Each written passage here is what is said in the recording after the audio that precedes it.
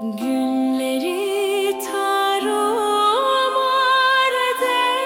dururken ürpertilere yenik ellerin, ayakların, adımların korkunun durduğu yere basar. Kuyusuna kapanınca gözleri,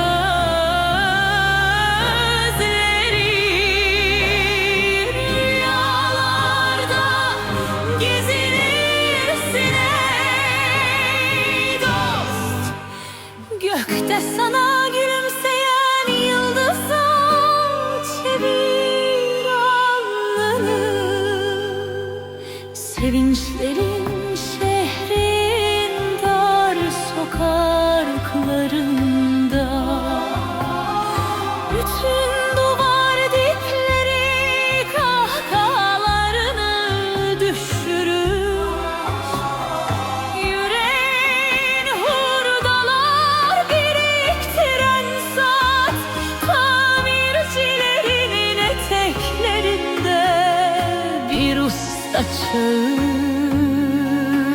ey dost. Rüzgarlar gözlerini götürmeden